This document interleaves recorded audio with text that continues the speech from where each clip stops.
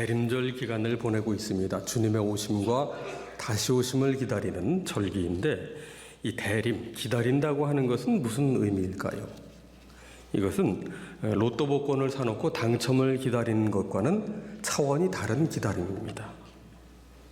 이 바람과 함께 사라지다의 주인공이 스칼렛 오하라가 그 모든 게 황폐케 된 그 대지를 바라보며 내일은 내일의 태양이 떠오를 것이다, 그렇게 말하는데, 이건 언젠가는 잘 되겠지라는 막연한 기대지요. 이런 기다림도 아닙니다.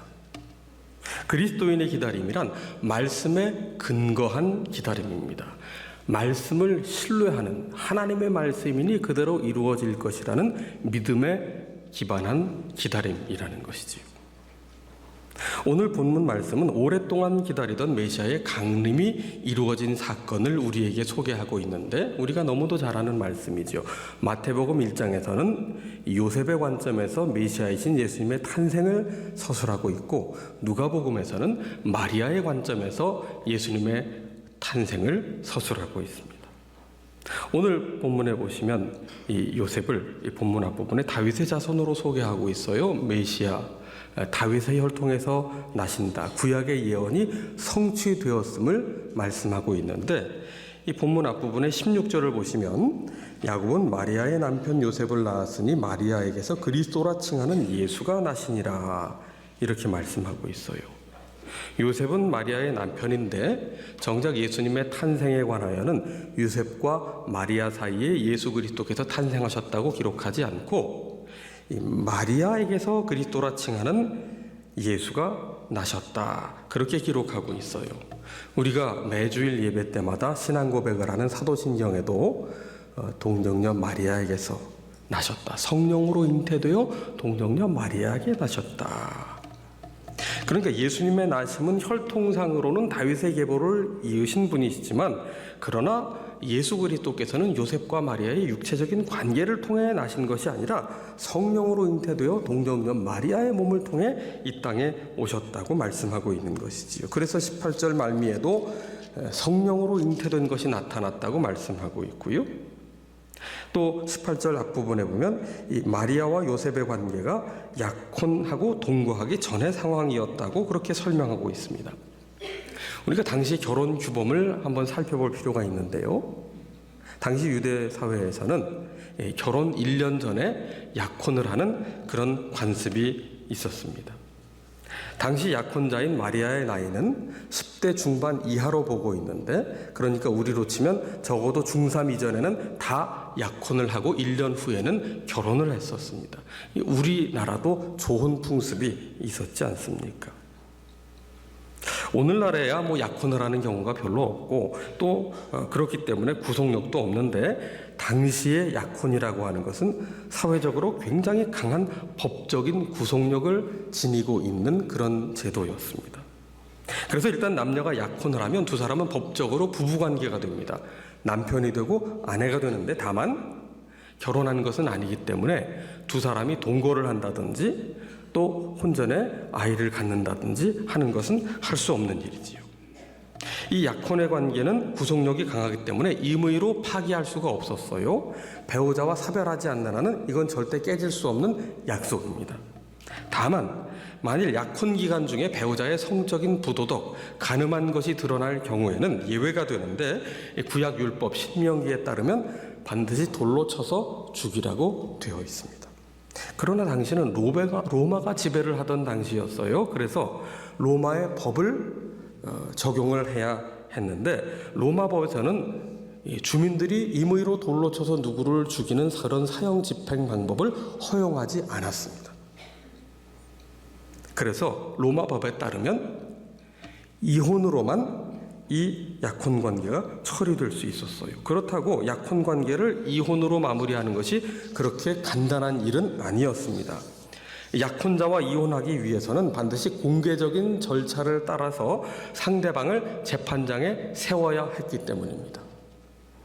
그래서 요셉이 택한 방식은 무엇이었느냐? 오늘 19절 중반에 보시면 드러내지 아니하고 가만히 끊고자 했다. 이게 요셉의 자세였어요.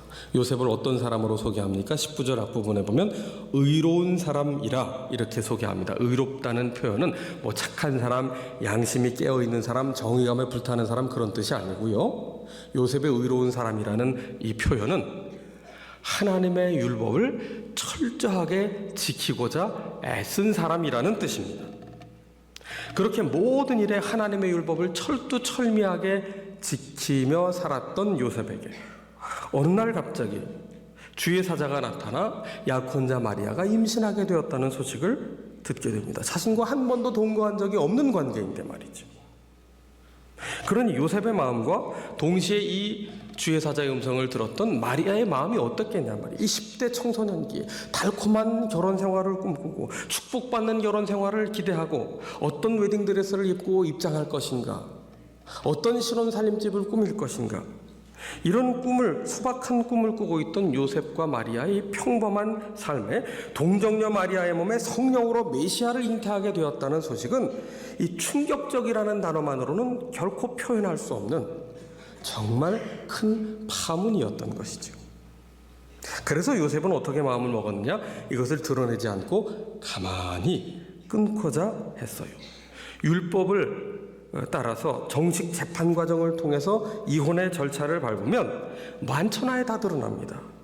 인터넷이 없던 시대지만 함께 모여 살던 시대이기 때문에 인터넷보다 더 빨리 전파가 되거든요. 그래서 조용하게 마무리를 짓고자 한 겁니다.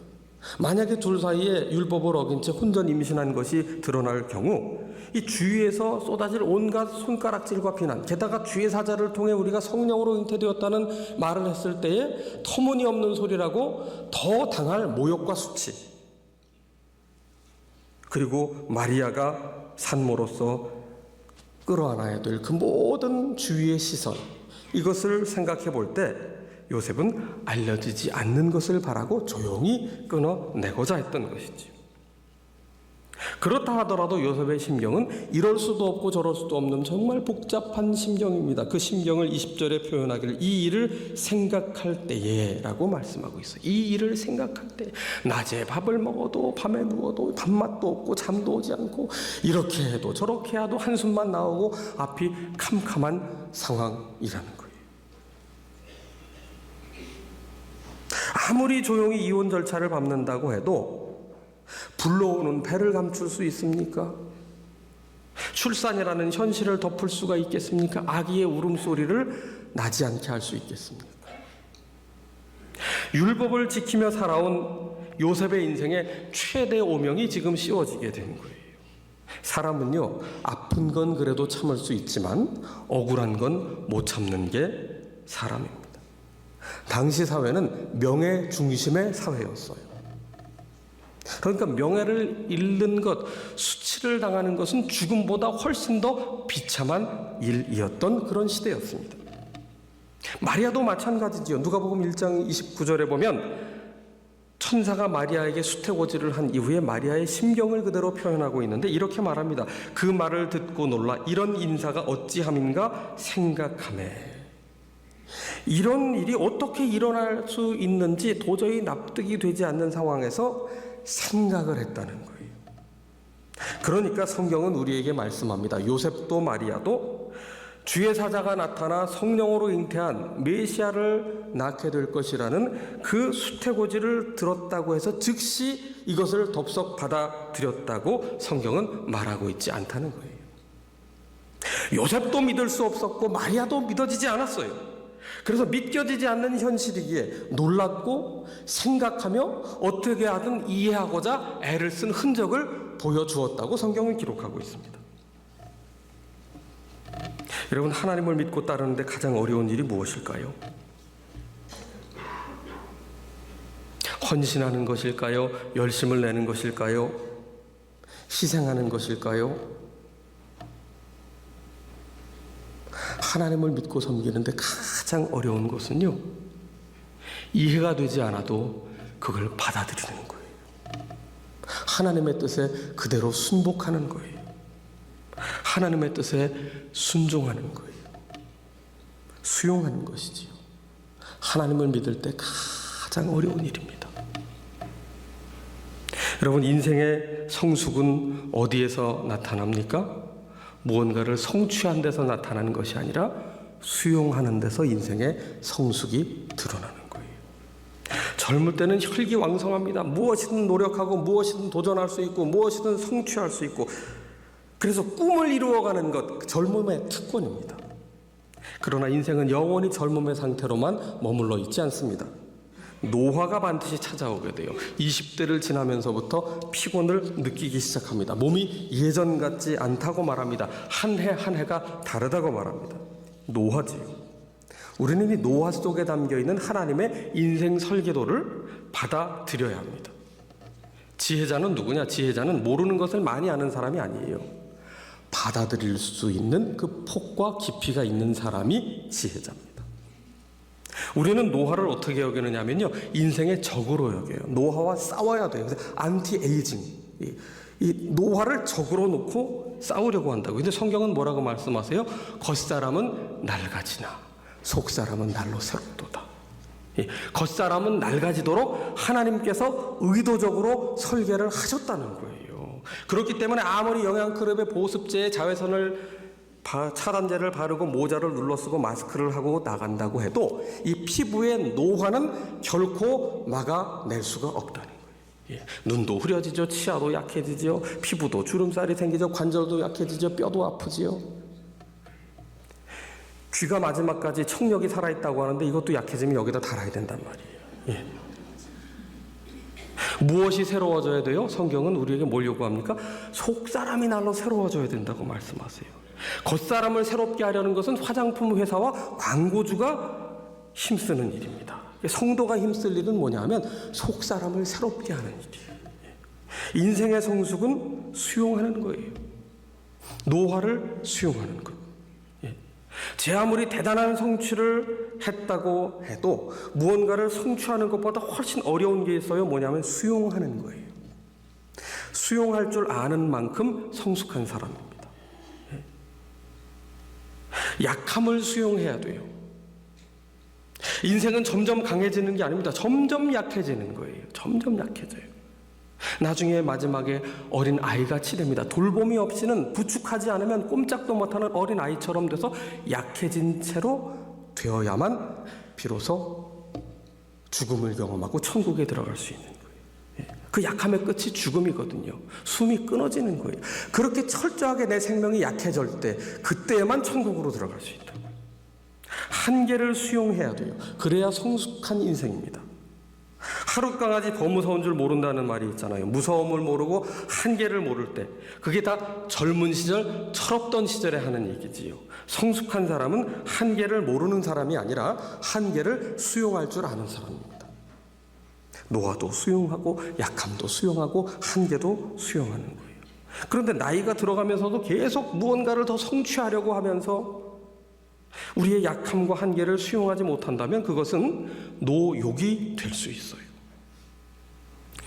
믿음의 사람들의 공통점이 있습니다. 성경에 나타난 믿음의 인물들의 공통점은요, 한결같이 다 무언가를 성취해낸 사람들이 아니라 하나님의 뜻을 수용한 믿음의 사람들이었다고 성경은 우리에게 증언을 하고 있습니다. 아브라함을 보세요. 믿음의 조상, 나이 75세 때 그가 꿈에 그리던 설계도를 가지고 인생 새 출발했나요? 아니에요. 하나님이 어느 날 개입하셨어요. 찾아오셨어요. 부르셨어요. 내가 너에게 지시할 땅으로 가라. 그런데 그 땅이 어디예요? 몰라요.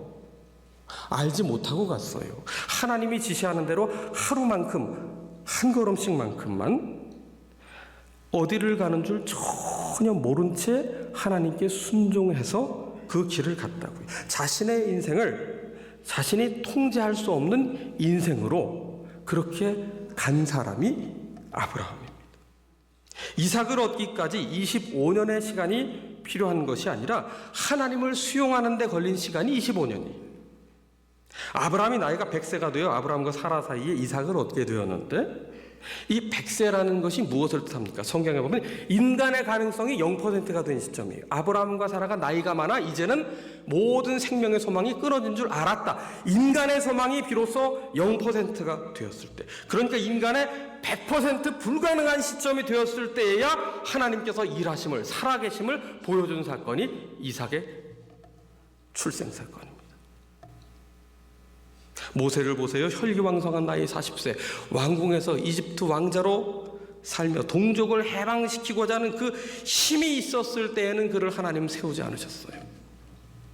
미디안 광야에 이름 없는 목자로 살고 있는 모세를 부르셨습니다. 그 마음에 아무런 동족을 해방하고 싶은 열망과 꿈이 1%도 없던 바로 그 시점에 아무것도 할 수 없다고 손사래를 치는 그때에 비로소 하나님께서 일하셨다고요. 그래서 모세는 동족을 어디로 이끌어야 될지를 전혀 몰랐습니다. 출애굽한 백성이 가는 길, 모세가 나침반 들고 지도 들고 간 게 아니에요. 구름 기둥 불 기둥이 움직이면 따라가고 멈추면 서야 되는 겁니다. 모세는 하나님께서 인도하시는 대로 그저 한 걸음씩만 순종하며 따라갔을 뿐이에요. 다윗은 어떠합니까? 다윗이 언제 골리앗을 넘어뜨리리라 물맷돌 돌리는 연습을 하고 그 이후에는 내가 왕좌에 오르리라 하면서 왕위를 찬탈하기 위한 계략을 세운 적 있습니까? 한 번도 그런 적 없어요. 하나님께 붙들려서 쓰임받았을 뿐입니다. 까닭없이 사울왕이 시기하며 다윗이 죽을 위협을 얼마나 많이 경험합니까? 그 속에서 다윗이 할 수 있던 것은 딱 하나밖에 없어요. 하나님만 바라보는 것밖에 없었어요. 나의 영혼이 잠잠히 하나님만 바라며 나의 구원이 오직 그에게서 나는도다. 다윗이 그 청소년기를 지나 청년기, 인생의 황금 10대 후반에서 20대 후반 그때까지 다윗이 할 수 있는 것이라고는 들짐승처럼 쫓겨다니는 것밖에 없었습니다. 그리고 그는 하나님을 향하여 찬양과 기도 외에는 할 수 있는 것이 없었지요. 여러분, 아브라함도 모세도 다윗도 이들의 공통적인 특징이 무엇입니까? 무엇을 성취한 사람들이 아니라 하나님을 그대로 수용하는 법을 배운 사람들. 인생의 한계점에서 자신의 약함과 한계를 수용하고 하나님의 살아계심을 수용한 사람들, 믿음의 사람들이 되었던 거지요. 그래서 믿음의 핵심은 무엇이냐면 수용하는 거예요. 하나님을 하나님으로 인정하고 받아들이는 겁니다. 그렇다면 우리는 여기서 한 가지 질문을 던지게 되죠. 왜 하나님은 이렇게 우리가 전혀 기대하지 못하는 방식, 예측 불가능한 방식으로 일을 하시는가? 왜 요셉과 마리아에게는 이렇게 성령으로 잉태되어 메시아의 탄생을 나타내시는가? 여러분, 우리의 예측을 뛰어넘고 우리의 기대를 뛰어넘어 일하시는 것, 이게 하나님의 방식인데 이것은 하나님의 하나님 되심을 받아들이라고 우리에게 나타내시는 하나님의 방식이에요. 우리의 예측과 전혀 다른 방식으로 일하시는 이 하나님의 의외성 속에 담겨진 하나님의 놀라운 은혜를 우리에게 눈을 떠 보라는 말씀이지요. 그래서 우리의 이해할 수 없는 이 현실을 받아들일 수 있는 게 믿음이라고 성경은 우리에게 말씀해 주고 있는 거예요. 우리의 현실, 우리의 삶의 현장은 대부분 기대대로 예측한 대로 펼쳐지지 않습니다. 도무지 이해할 수 없는 것이 인생이에요. 살면 살수록 어려워져요. 그래서 찬송 가사가 있잖아요. 천부의 의지 없어서 무엇을 들고 와요? 손 들고 옵니다. 이 손 들고 온다는 것은요, 무능한 사람의 자기 고백이 아니에요. 현실 도피가 아니에요. 우리가 할 수 있는 모든 능력을 넘어서 하나님 앞에 할 수 있는 최고의 고백은 뭐냐면 손 들고 백기투항하는 거예요. 하나님은 하나님이십니다. 나는 더 이상 내 인생의 하나님이 아닙니다. 나는 더 이상 내 인생의 주인 노릇하지 않겠습니다. 더 이상 내 인생 내가 통제하지 않겠습니다. 하나님께 맡기겠습니다. 하나님 따라 살겠습니다. 그게 믿음이에요. 하나님은 그래서 우리를 하나님을 수용할 때까지, 믿음의 사람 될 때까지 그렇게 예측 불가능한 방식으로 우리를 이끌어 가시는 겁니다. 요셉과 마리아는 이 납득할 수 없는 예기치 못한 현실을 어떻게 반응합니까? 24절을 보세요. 요셉이 잠에 깨어 일어나 주의 사자의 분부대로 어떻게 했다고요? 행하여 그 아내를 데려왔으나 아들을 낳기까지 동침하지 아니하더니 나음의 이름을 예수라 하니라. 요셉은 이해될 수 없는 현실에서도 그러나 주의 사자의 분부대로 순종하여 행했습니다. 마리아는 어떻습니까? 주의 여종이오니 말씀대로 이루어지이다. 이해되지 않았어요, 두 사람이 다. 그러나 주님의 말씀을 주님의 말씀으로 받아들였어요. 순종했어요. 수용한 겁니다. 팀 켈러는 이 요셉과 마리아처럼 순종하는 믿음을 가지려면 무엇이 필요하느냐? 용기가 필요하다고 말씀하고 있어요. 우리의 기대와 예측을 뛰어넘어 하나님의 말씀이 반드시 이루어질 것이라고 믿고 기다릴 수 있는 이 용기가 우리에게 필요하다는 거예요. 여기서의 용기는 내 의지와 마음이 얼마나 강한가, 그것을 보여주는 행위가 아닙니다. 오히려 내 마음과 의지와는 상관없이 어떠한 경우에도 하나님의 말씀이 참되기에 그 말씀에 순종하고자 하는 용기를 뜻하는 것이죠.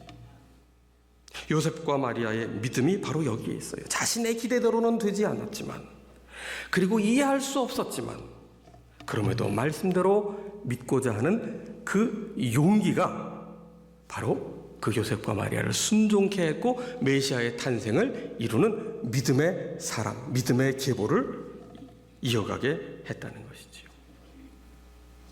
여러분, 여기서 우리의 믿음의 동기가 무엇인가를 한번 살펴볼 필요가 있습니까?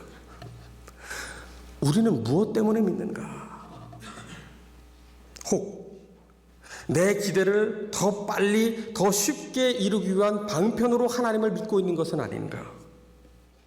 하나님은 분명히 우리의 삶에 복 주시는 하나님이세요. 형통케 하시는 하나님이세요. 독생자를 아낌없이 내어주신 하나님께서 무엇을 우리에게 아끼시겠습니까? 그러나 하나님을 우리가 기대하는 바를 빨리 혹은 더 쉽게 이루기 위한 수단으로 삼지 마십시오. 그게 뭐냐면 우상입니다. 그게 뭐냐면 금송아지입니다. 모든 우상의 핵심은 어떤 형상이 아니에요. 우리의 욕망을 쏟아붓는 것이 우상의 핵심입니다. 요셉과 마리아에게는 기대되지 않은 인생이 펼쳐졌어요.